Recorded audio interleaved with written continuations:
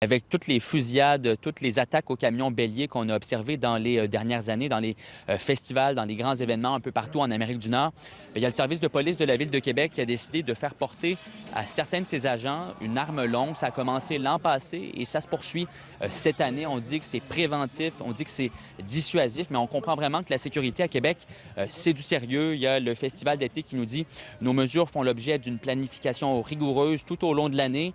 Elles sont en tout temps déployées selon des standards élevés afin d'offrir un environnement sécuritaire à l'ensemble des festivaliers. » On a justement parlé à des festivaliers ce matin. Ils nous disent qu'ils se sentent en sécurité malgré la fusillade des derniers jours à Toronto. Il y a de la sécurité partout. On voit des policiers à peu près aux 500 mètres. Là. Fait que puis on peut voir aussi des policiers avec l'arme longue aussi sur les côtés.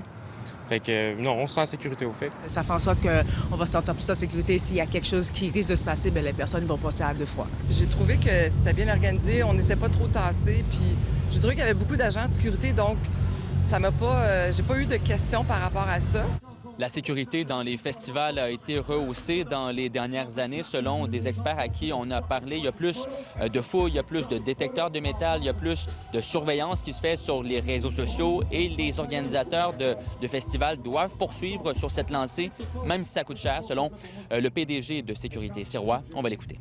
Des fois, on a des clients qui sont un peu...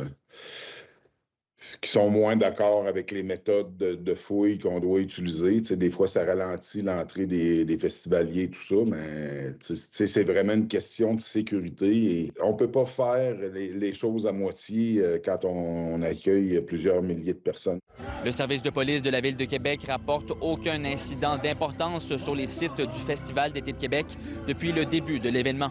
Ici Gabriel Paré-Satouri, Radio-Canada, Québec.